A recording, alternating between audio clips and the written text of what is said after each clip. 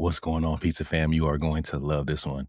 I just wrapped up a conversation with Odie O'Connor from Odie's Pizza in Oceanside, California, San Diego area. Also from Boxcar Pizza in Portland. Odie grew up in Buffalo, New York, moved out west, spent his teenage years and early years in Southern California, found his way to Portland working as a tattoo artist and became a vegan and decided he wanted to, just start to make himself some pizza. He couldn't find any really good vegan pizzas where he was living in the Portland area. So he decided to just take it on himself. That became a passion for him. A couple of years later, what we have now is Odie's Pizza Co. Really inspirational story just about believing in yourself, taking a chance, learning all of the things that you need to learn and not being afraid to make mistakes and just putting yourself out there and getting it done. And shout out to Odie for coming through and having a chat with us. And I think you'll really enjoy this one. So Odie O'Connor from Odie's Pizza Co.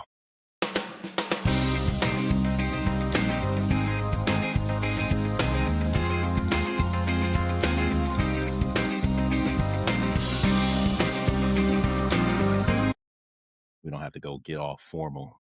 Okay, perfect. How's are you guys open every day over there? You open all Yeah, we're 7 days a week? 7 days a week, 11 to 9, Monday through Thursday, and then or sorry, Sunday through Thursday, and then Friday, Saturday, we're open till 10. So not So too late.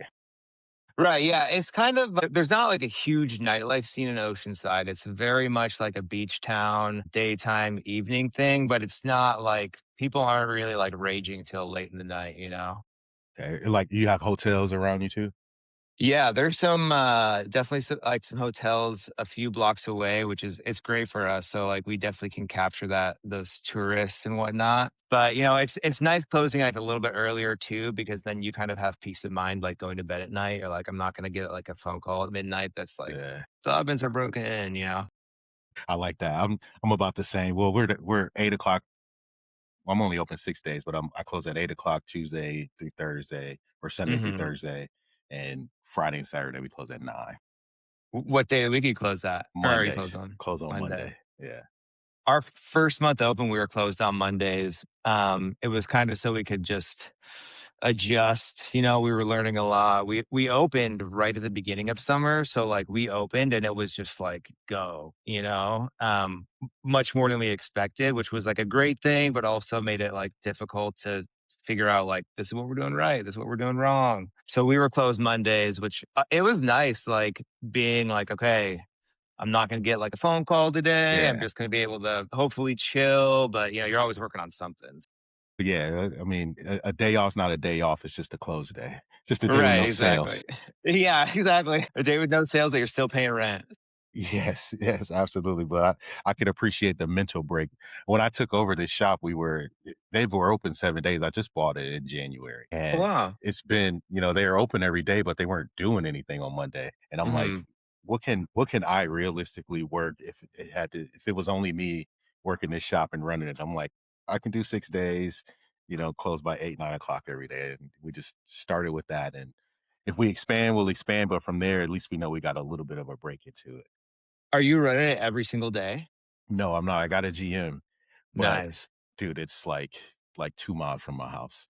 So I was there. My wife's like, I went to drop the kids off this morning at school, and she's like, "Are you coming back?" I'm like, "My bad." I'm like at the store mopping the floor. I just went to grab some postcards to take to the post office, but then I end up seeing a spot by the door, and I'm mopping. It's like an hour later. I'm like, "Yeah, I don't have a call until like 1:30, so I'm just gonna be here a little bit." So Dude, I get that. I like definitely vibe with that where like I'm gonna stop in real quick and then you're there for a few hours because you see something, you're tinkering with something, you're yeah. what's your role like day to day? So, at my spot up in Portland, Boxcar, my day to day there is it's super hands off. We opened up in 2020, and I got like a great GM running it. That's a really small shop, though. It's 535 square feet, so we only need about two people at a time to run it, which is great. Nice. Down at Odie is in Oceanside. My role day to day when we opened, I was very much we're coming up on our 1 year anniversary in about 10 days now, actually. Congratulations.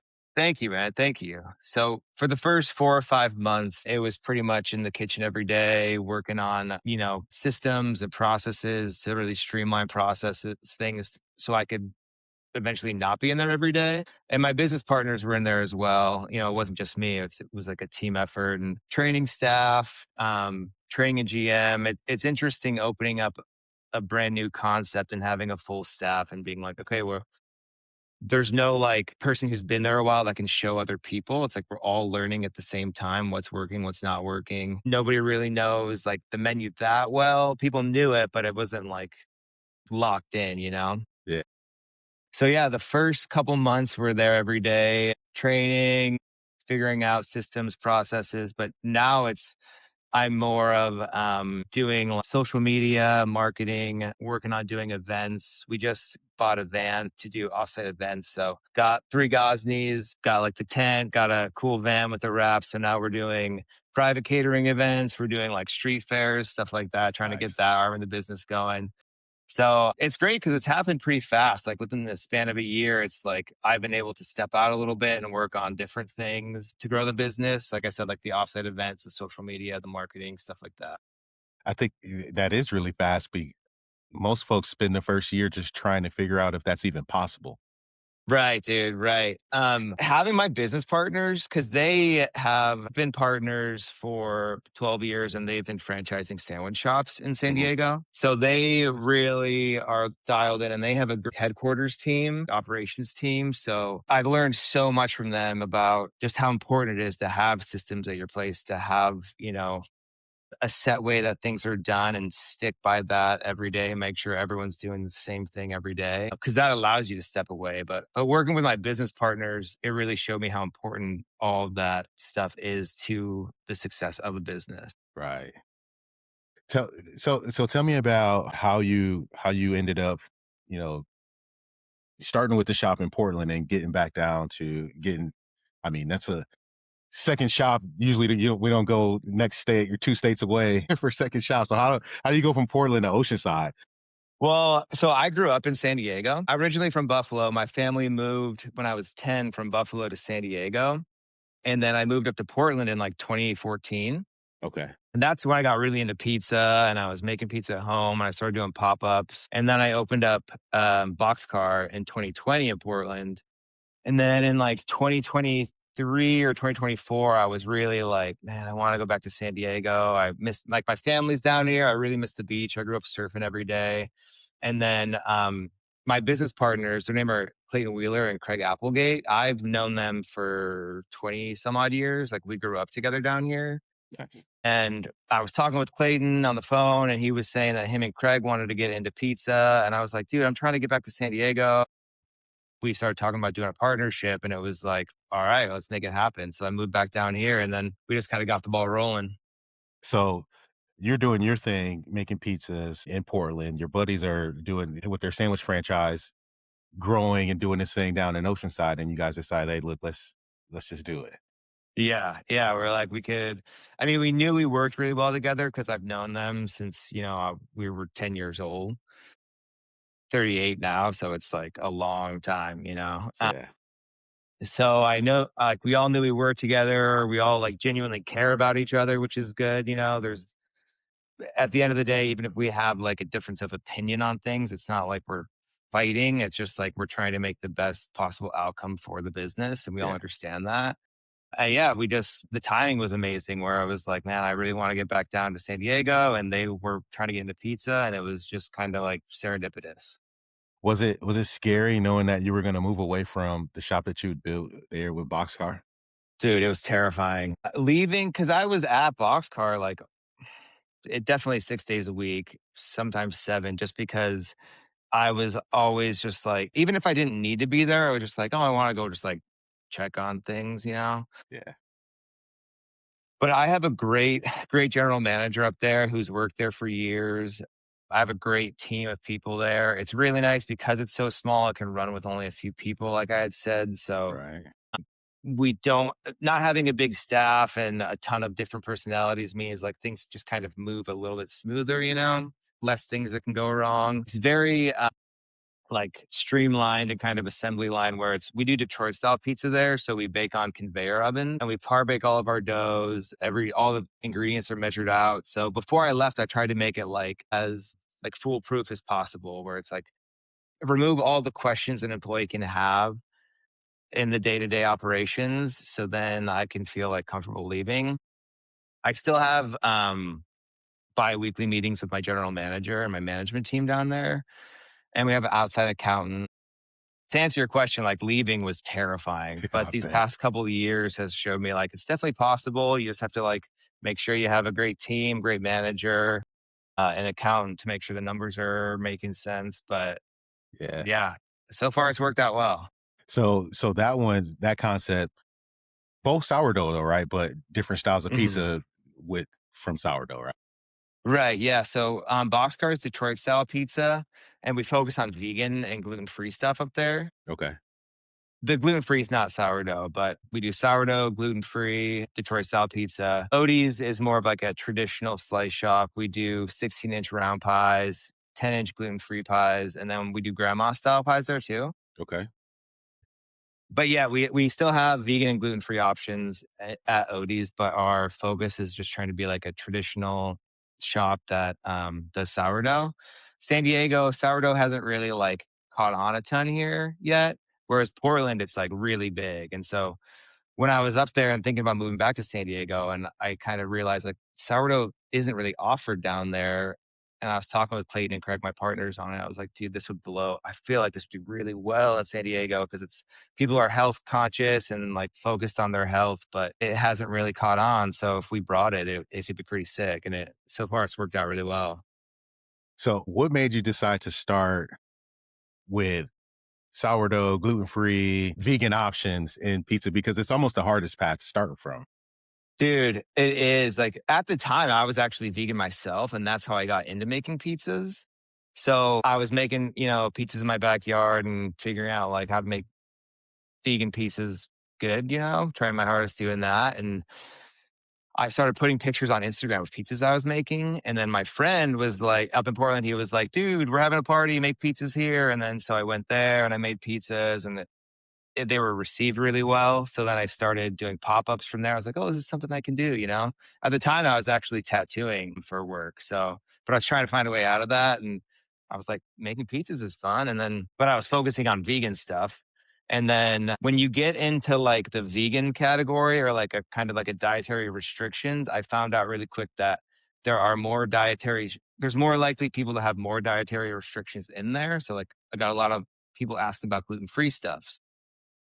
Then was like, okay, let's figure this out. So we make the gluten free dough there, and people are really stoked on it. And in Portland, a concept like the vegan scene in Portland is huge. So it's like Boxcar can do well there. I don't think it would work in every market. Like the big cities like Seattle, I'm sure it would work. I bet New York City, it would work, maybe Chicago, but it has to be a certain type of market for, Yeah. in my opinion, for like a strictly vegan spot to work.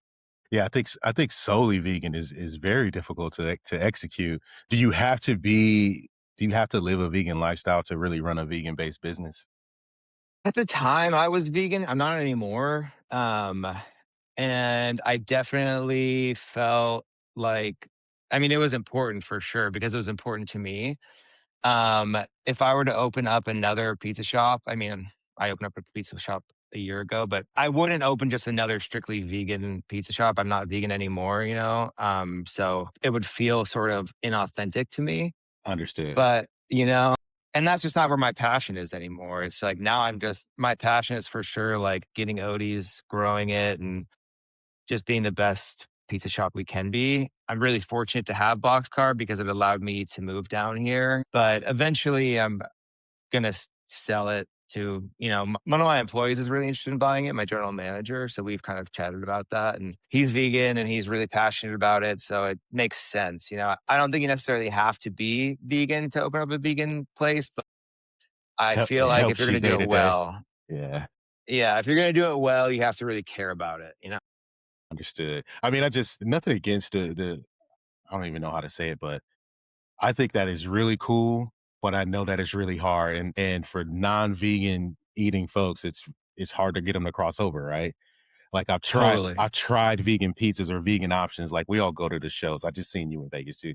You go to some of these booths and you try some of the like the vegan options, and it's like I would never eat this.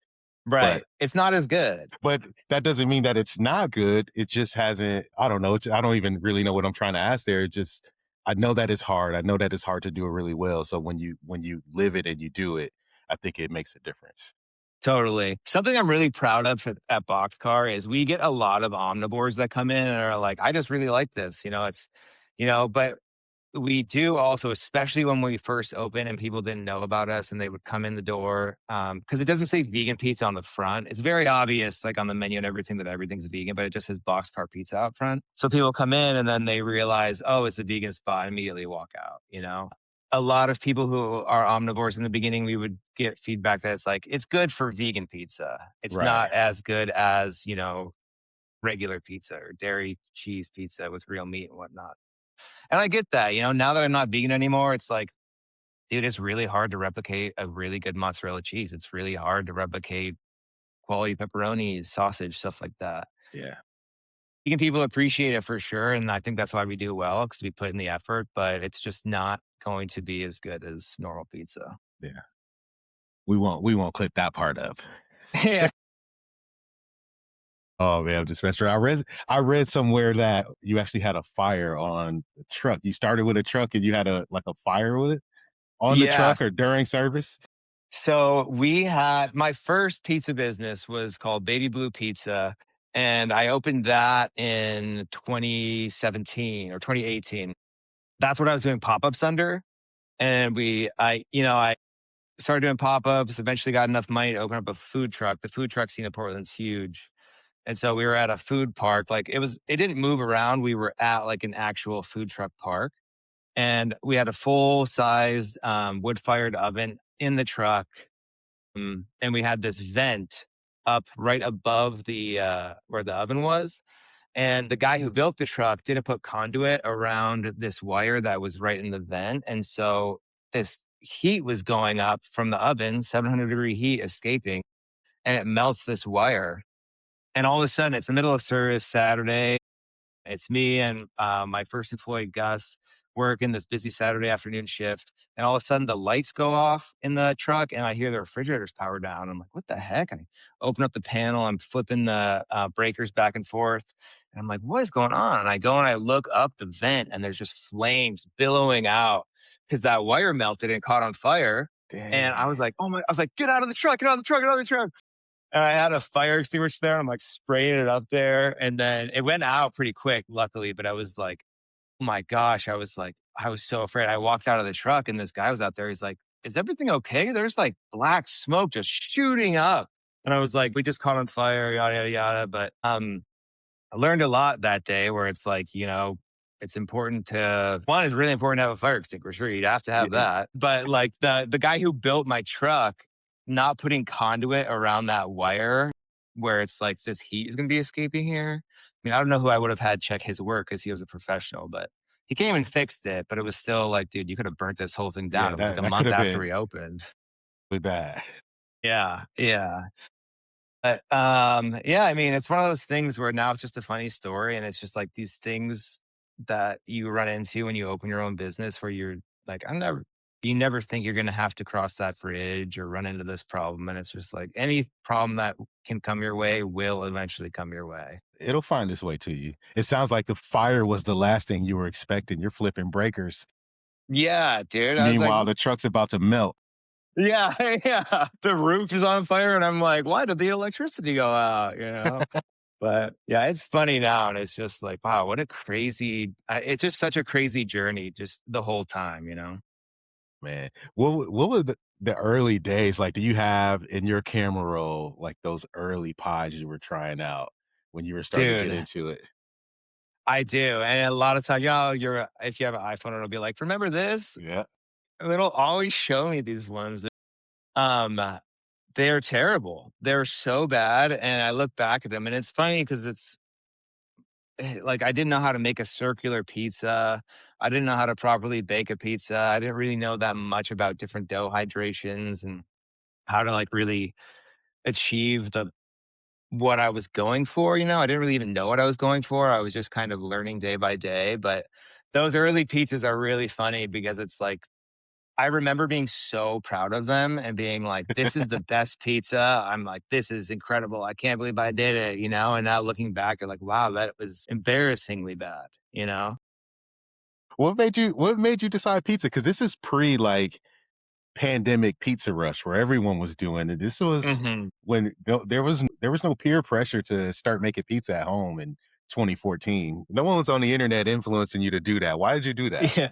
So I growing up, I mean, like most kids and definitely kids in Buffalo, like pizza was always my favorite. You know, Pizza Friday, my family would always get pizza on Fridays, best night of the week. And then when I went vegan, I was like kind of, it's not to throw shade at any shop in Portland, but there was no one really making good vegan pizza, you know? And so that's when I was like, I'm going to start making it at home. And then I just got so into it. I just fell in love with the process of, making dough and just learning about all the different things that go into it and how you can achieve different end results of pizza. And there's so many different kinds of pizza. So originally I got into it because I had gone vegan and I wanted to make good vegan pizza, and then I just like fell in love with it. I got a job at this place called Gracie's. Gracie's a pizza up in Portland, and that's where I learned about sourdough. And then I ran with it, and it just kept snowballing.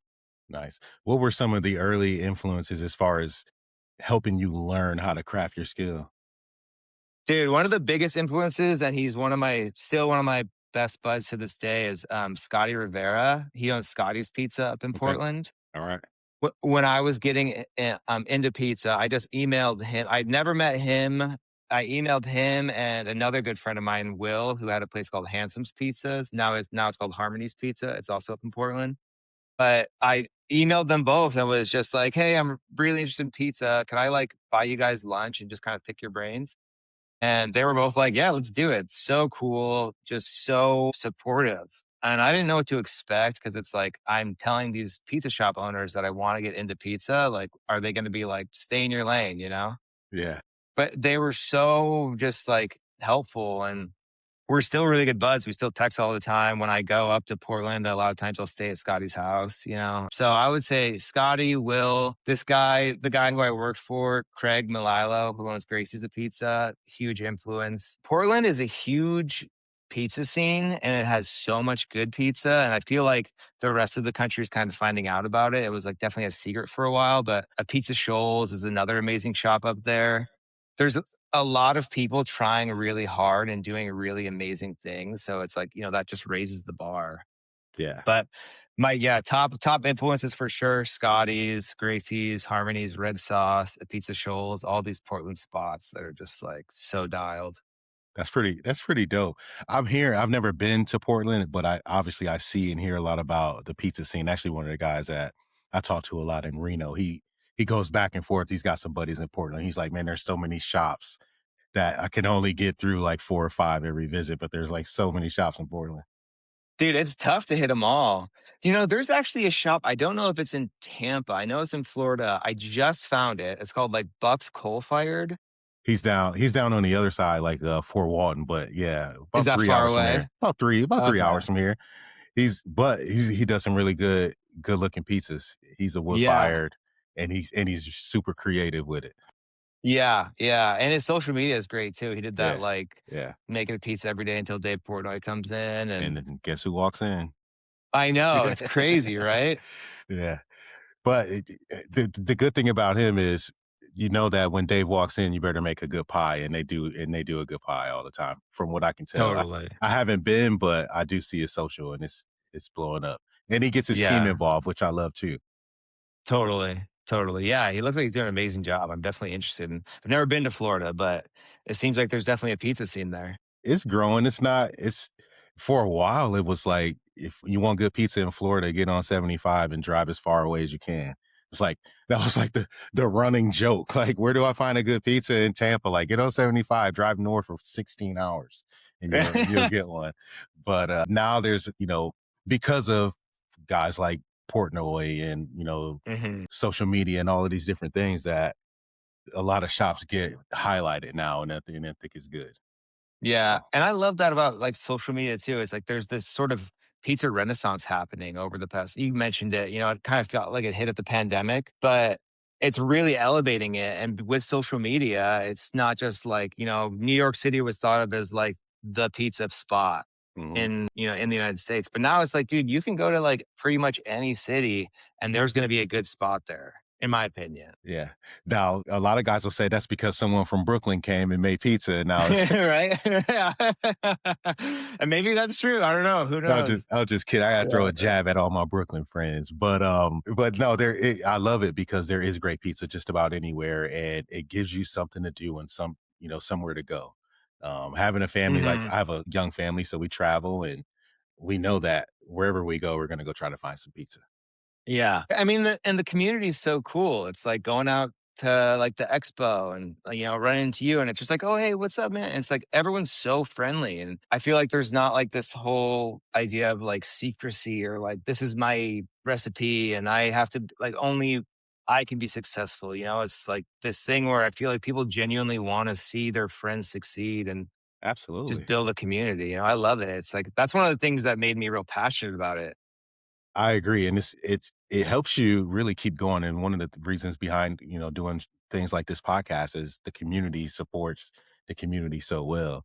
Mhm. Running to you in Vegas was pretty cool because you were actually competing. How did that go? Mhm. Dude, it was fun. It was my first year competing. I was, like, really nervous, to be honest with you, as What'd you I make? didn't know what to expect. So, I was in, the traditional, category. Originally, I wanted to be in the non-traditional. That one fills up pretty quick, though. So, traditional, just, like, to give you a quick rundown of it, there's like these rules where it's like you have to have red sauce, you can do a cheese blend, and you can only have two of these set ingredients. But if you have like multiple styles of like mushrooms or multiple styles of onions, that only counts as one ingredient. I veered to doing a vegetarian pizza because I was like, maybe this will help me stand out because I feel like most people are going to do like pepperoni, sausage, stuff like that. So what I did was my sourdough 48-hour ferment crust. We do a 68% hydration on that. Red sauce, cheese blend with low moisture mozz, smoked provolone, and sharp cheddar. And then I did what was it? It was like pickled shiitake mushrooms, roasted baby bella mushrooms, and then I did white onions, and then like candied red onions. So it was kind of a lot going on. Looking back, I think I would have toned it back a little bit. I would have done like probably a meat and a veggie on there. I was like, oh, if I do like multiple onions, multiple mushrooms, it'll be like crazy. But overall, I had a really good time. It was 20 out of 120 or something like that. That's Not awesome. like, it's not like terrible, but it's not like, my goal was like, I want to finish on the first half. I want to finish in the first 60 if there's Okay. 120.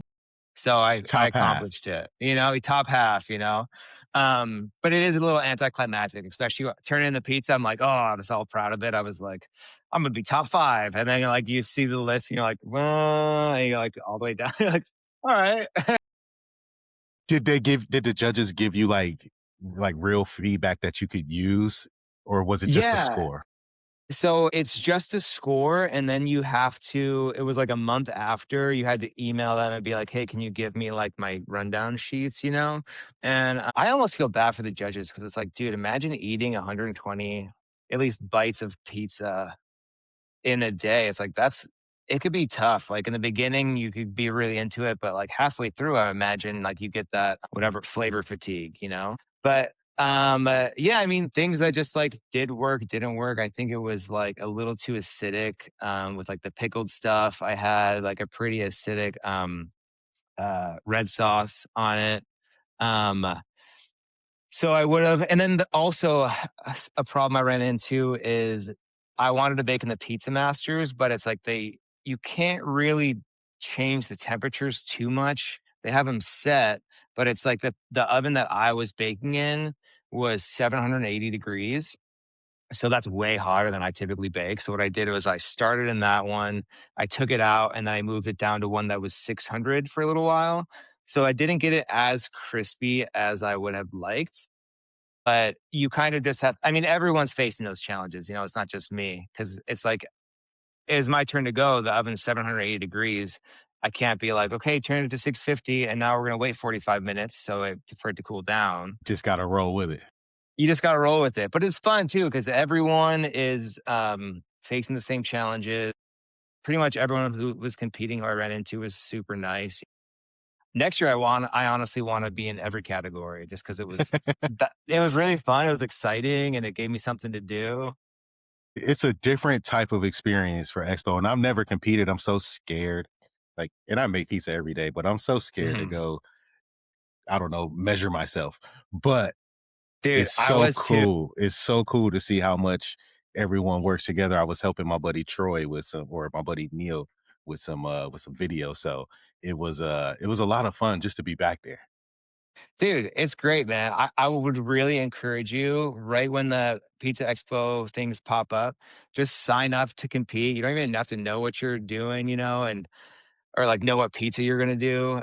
Because it really pushes you, and like it made me feel like I was really a part of Expo this year. Whereas before, it's like you go and you walk through the floor and whatnot, and it's like, it's kind of a big advertisement at the end of the Yeah. day. Yeah, yeah, yeah. But you go and you compete, and you're like, man, I feel like I don't know, I was really a part of it, Came here and for a reason. Yeah. it came here for a reason, right? And even if I finished dead last, it was like, well, there's progress to be made. And there's a lot of different categories. I think folks, anyone who doesn't go or hasn't been to Expo, you, it's almost overwhelming by the amount of competitors and Mhm. categories that there are. And then, man, I had so many slices just as a spectator. Yeah. It was pretty Yeah, wild. dude. Like just Yeah. standing at the end of Actually, the table catching slices.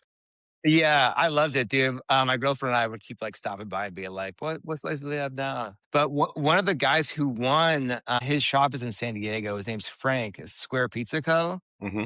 Mm. I don't know if he won best pan or just overall cheese slice, but we saw he won, and then we went out to his shop here, and he was there, and then it's kinda like that community aspect too, where I was like, "Oh, you're Frank," and he actually knew me too because he had seen me on social media, so he's like, "Oh, are you Odie?" And so we got to talking, and it was like that community thing where it was like, oh, we just went into his shop, he was so cool, we started chatting, but he won one of the competitions this year, and his pizza was so good. Um, yeah, it was great, it was cool talking to him about him winning too. Just a rad guy, but yeah, Square Pizza Company in San Diego. To check them out. I'm really hoping to make spend some time going south once we head out. We'll be in Anaheim for the show in August, but Nice. we're not. You're not too far from that part of California, so Yeah, we're I'm hoping to make it down. Oceanside's like the tippy top of San Diego. San Diego's huge, so it's like Anaheim, it's probably like an hour-ish, hour 20, That's so not bad at all. yeah, you could make it for sure, and That's not I could bad. give you a list of spots for sure to hit up, San Diego. Most of the spots are in, like, the city proper, but yeah, San Diego is definitely the pizza scene's growing, and there's good stuff here for sure. Your social media is pretty dope too. Thank you, Just man. seeing that, and even I saw you did like pizza on the surfboard, and you're out on the street, and you're talking to people on the beach. I saw you post up some gift cards. I'm like, damn, I'm just a little bit too far to go grab that before somebody else gets it. But how do what's the inspiration behind just your whole approach to social? I am just really big on like my name is the pizza shop, and I was really big on like I want to just put myself out there, give it 110%. Before I used to be really like the guy is like, "Oh, I hate to see myself on camera. I hate hearing my voice back." But the more and more you watch videos of yourself and hear your voice recorded, you just kind of get used to it. And I'm just trying to my approach mostly is when I log on Instagram, it seems like it's just one big advertisement. Everyone's trying to sell you something. And I was like, how can I break that up a little bit to where it's like someone sees it and doesn't necessarily feel like it's an ad? And that's why I really like the hiding gift cards, the whatever you call that, scavenger hunt, you Yeah. know? We really like doing giveaways, trying to do funny videos, interviewing people on the street, just stuff to where it's like, it feels like it's not just another remake of a trendy video or just like another like, come in and buy this, you know? I like Just it. I love the trivia because I remember the first time I seen it, it felt like it started so serious. And I thought, and I'm thinking like, this is going to be so serious. And then it's just like, oh, okay. He's giving Thank you. what a great way to give away, like just to give back. Yeah, thank I you, think, man. I Yeah, think it's we fun. try not to be too. Thank you, dude. Yeah, we try not to be too serious about it and try and make it like super lighthearted. But yeah, that approach and make it super approachable. No wrong answers here. Exactly right. Yeah. How did so you said that most of the shops in, around San Diego are, within the city, but you guys decided to take the route of being on the beach and near the beach. Was that a strategic move or was it based on where the real estate was available? Like how did you guys decide that being beachside was going to be the place to go? So we were looking at a bunch of different areas, but we really wanted to be in North County. That's where we all grew up. Grew up surfing. I grew up skating, like right by where the shop is actually. And it was also like what real estate is available. We were looking at a ton of different spots basically over the course of the year, you know, but we were being really picky because it was like there were certain things that we wanted to have. Like we wanted to have a patio. It had to be a certain square footage. You know, it had to, when we got into lease negotiations with the landlord, there had to be certain TI dollars. So we were looking at all these different spots. We were actually in lease negotiations with this different spot, but the landlord was trying to, it was a new build and then he was trying to shave off some square footage of our location and we really didn't want that. This spot that we ended up in popped up and it's a second gen spot and the location's incredible, dude. We're like 2 blocks up from the beach and we went and looked at it and that day we were like, all right, let's get this one 100%. You know, we are expanding. So next year we're going to be opening up a location in San Juan Capistrano, which is just a little bit north. It's like South Orange County. And so we have criteria for that where it's kind of the same idea where it's like we want a patio. We want about 2,100 square feet, 2,100 to 2,500 square feet. Typically, we're looking at like shopping centers that have like a big anchor tenant, or whether it's like a big grocer or like a really big brand that people know of. Drive some Looking traffic, for, yeah. yeah, foot traffic is huge, you know, and places that there's not a ton of competition. There's pizza everywhere for sure, but like we don't want to be in like this oversaturated area. It's like we'll go somewhere that has like, you know, your Domino's or Pizza Huts or stuff like that. But we're looking at underserved pizza areas for sure. Yeah. So building a brand with literally with your name on it Mhm. in a town where you grew up, what does that do for the ego? You're the Dude, man.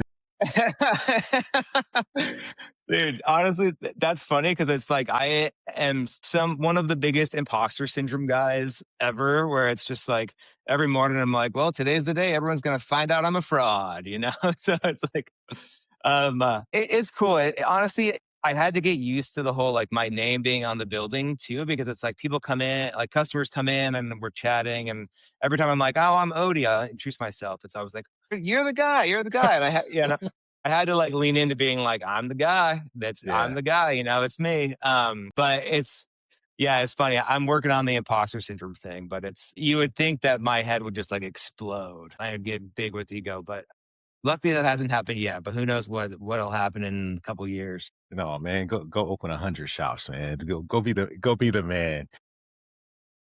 I'll say this, dude, you're way taller in person when I like from looking at you on video and then I meet you and I'm like, oh. Oh, thank you, man. I appreciate that. But no ego whatsoever. It's really cool to meet you in Vegas. It is great meeting you in Vegas. And that's one of the best parts about the expo, I think, is meeting the people that you're just like online friends with. You know, you Yeah. run into them on the show floor and you're like, oh no way. So I love that. It was one of my favorite parts. One of the biggest reasons I go back every year because I ain't buying any equipment. I don't care about, I know the products I want. I know how to find them. Totally. I rarely discovered like new things at shows, but it Hmm. is it is always about the people. Dude, 100%. I'm the same way. It's like if I knew that everyone wasn't going to be out there, I probably wouldn't go, you know? But it's fun because of the people. It's the people who make it what it is. 100%. So it sounds like we know what's next for Odie's Pizza Co. Another second location. What's beyond that? So we're continue well, before the second location opens, I'm still working on dialing in, like, all the processes at the flagship store, just so it's when we have 2 locations, it's not like I'm running back and forth between stores, you know? And then in the meantime, I'm still working on getting, like, the catering side of the business going. That's picking up steam, which is great, getting into summer. So, yeah, growing the brand, keep doing the social media, catering, and then continuing to open up spots. We're actually taking on some investors and doing a 5-store deal over this next couple of years. So we should be opening up 5 stores in about over the next like 2 to 3 years, which is exciting and scary, but I'm Yeah, looking forward to it. that's pretty dope. Do you guys have Easy Cater out there in San Diego, or are you like, how do you sell your caterings? Mostly through social media and through like our email list and stuff, and just letting people know that we're there. I haven't heard of Easy Cater. What's that? Easy Cater is like, it's like Uber Eats and DoorDash for catering, but Whoa. with $400 tickets instead of $40 tickets. That's awesome. I'm gonna check that out. I don't think it's here, but If it's there, I would check it out because it's worth the commission. I mean, and you can obviously price the way that you need, but it's a great way to get it out, to get the name out into the catering world. It's widely used, like here, widely used by like medical sales reps or office managers and folks that just want a marketplace to order something simple and easy, and they can order catering that's delivered. mhm. I love it. I'm a big fan of Easy Cater, and I don't. They need to sponsor me. They don't, but They should, dude. I'm surely a fan of what they do because it helps close some of those gaps, especially from a sales perspective.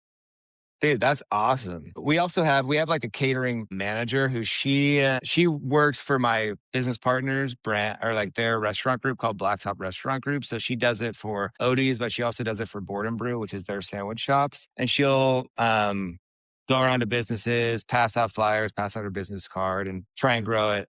I didn't want to forget about mentioning KK when you asked about the catering, and that's her Yeah, name. So had it, yeah, yeah. Shout out KK, our shout out to KK. catering manager. Yeah. She's making it happen. Yeah, she's making it happen.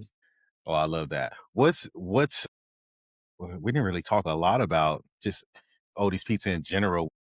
What's unique about what you guys do, other than we know the sourdough is Mhm. a big deal, sourdough crust, but what's unique about So, yeah, like you mentioned, like our main driver is the sourdough, but I wanted to take this approach where it's like some people take pizza so seriously, where it's like there's the whole, pineapple versus no pineapple. Some people like Prince Street is really big on like there shouldn't be ranch on a pizza. it? Yeah, Our approach is like everything has its time and place on a pizza. We love doing like limited offerings where it's like, oh, we're doing up at Boxcar, we did like a Nashville hot chicken pizza. Anything that can be like a sandwich or like a taco is really good on a pizza. yes, We are neighbors with a taco shop, and we did a birria pizza, a birria special a few months back, where nice. we had their birria on top, and you would dip the pizza into the consomme, like the side of consomme they serve. Like it was so bomb, and so we're just really big on community and like a rising tide lifts all ships, and doing collaborations with other local businesses and try and get the word out about both businesses, and but yeah, our approach is there are really no rules to pizza, and everything has its time and place on a pizza. Heard that. Any of the neighbors ever ask you to handle social media for them? People have asked, like, about being in videos, and, like, a lot of people are like, "Oh, I love what you're doing," and it's so funny to me because it's like, really all you have to do is just record yourself doing something and put it on social media and do that over and over and over again. It's like, I'm not really doing anything. I'm not inventing anything new. I'm just, like, making a point to be like, I'm doing these videos this week and planning it out. So it's like, really anyone can do it. It's just about, like, doing it. You make it sound easy, but you got really smooth transitions, good intros, good outros on the videos. The background music hits just right. Those are the things you learn over time too, though. Yeah, for sure, dude. And I mean, I have this dude Jordan help me. He films them and he'll edit them too. So it's like, and we pay him, so it's like it's worth its weight in gold with like those professional. videos. Sometimes I'll just like record on my phone and post something, but it's like we pay him. And so if someone's looking to get like level up their social media game, it's like, dude, pay someone who knows how to record and how to edit, and it makes your life so much easier. And it's just worth its weight in gold. That's good advice. Spend a little bit of Mhm. money and do it the right way. Yeah, for If you sure. can. If not, then just turn the phone on and do it. Right. Any way you can. It's like there's no wrong way. Yeah, just put it out. There's someone told me a long time ago, you can never have you never have the wrong message for the right person. It'll I be like that. it'll hit whoever it needs to touch, or it'll touch whoever needs to touch in the moment. So it's not always for everybody. 100%, 100%. And be all right with the fact that, like, when you put yourself on social media, there are going to be people, these anonymous accounts that comment on your stuff and they're like, you suck. So it's just don't take it too seriously and don't listen to the haters too much and you'll be fine. No, man, it's just a pizza shop next door. Yeah. Oh man. Odie, you're a lot of fun, bro. So what's your go-to pizza toppings, your topping combination for the pizza you're taking home? Man, that's a good question. I've been really into pepperoni pineapple jalapeno recently. That one's super bomb. That's really close to mine. What's yours?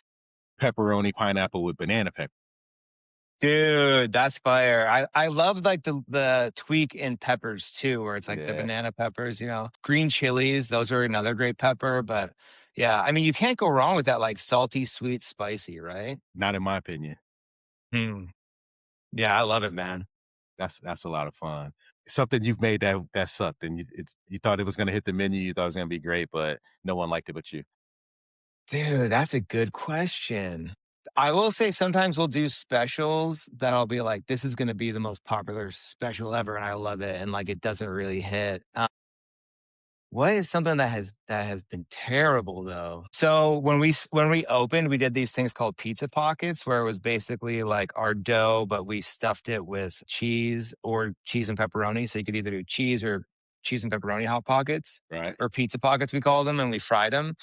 But it was really hard to do those at scale to where it was like a lot of times they would come out, the cheese wasn't fully melted in the inside. So it was like you were getting like raw cheese sometimes. And so that was really hard to do like effectively and do well. If you're just doing those in your house, it's easy. But it's like when you're doing that in a restaurant during dinner service, it was like almost impossible to do it consistently. So those came off the menu a few Pizza months ago. pockets. Pizza Yeah. pockets. We tried, didn't work. We tried, it didn't work, and we took them off the menu, and honestly, so happy to not have that stressor in my life now. That. Uh, And the fryers, I'm sure, are very, appreciative of not having cheese running through them. dude, cheese and then flour, the Yeah, the, uh, the oil lasts a lot longer.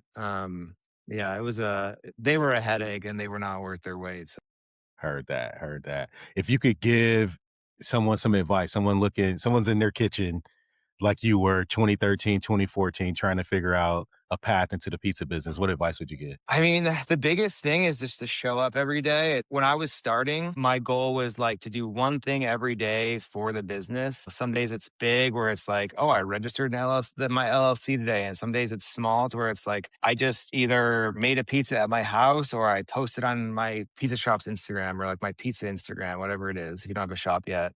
Just do something every day and then just know that like when you are feeling like crap and things seem to be really going wrong, that is most likely happening for everyone. And it's like this too shall pass. And it's like the bad times are going to pass, but also like the good times are going to pass too. And it's just keeping an even head and just making it through. Great advice. Do one Thank thing, you, man. just keep it moving forward. Yeah, keep it moving forward, one foot in front of the other. All right, man. Pizza or a wave? Pizza or a surfboard? What's a better day for you? Man, I don't get to surf as much anymore, so I would have to say surfing. But dude, there's something about the ocean. Like this sounds super woo woo, but like there are healing powers in the ocean, man. If you can go jump in any body of water and be completely submerged in it, you will come out feeling better. So surfing I mean, there's something about it, man. We don't get waves like that here in Florida, especially in the Gulf, but I mean, a little bit on Hmm. the ocean side, but you don't see much surfing here. More kiteboarding, more paddleboard Uh huh. life over Dude, here. The world's best surfer ever, though. Kelly Slater's from Florida. So, Really? yeah, yeah. Kelly Slater. I don't know what part of Florida he's from. It's probably a part that actually gets Probably get decent some waves. waves. Yeah, Yeah, but he's from Florida. Best surfer to ever live. heard that. All right, man. Well, appreciate your time. This was really good. You gave some great advice. You got a great story. There's so much we didn't even get a chance to touch on, man. But I won't keep you any longer. Thank you, Odie. Tell us where to find you, where to find the shop, where to follow, where to tap into some of the content. So, our Instagram is the best way to follow us. At Odie's Pizza is the one in Oceanside. At Boxcar Pizza is the one up in Portland. I have like a pizza Instagram. It's at Young Parmesan. Young But yeah, Parmesan. Young Parmesan. Those are the spots, man. And I appreciate you having me on, dude. This was great chatting with you, dude. You're an awesome guy, No, man, I really appreciate you. Sorry, I was a couple minutes late, but it was well. dude. All good, man. This was a really good chat. I appreciate it.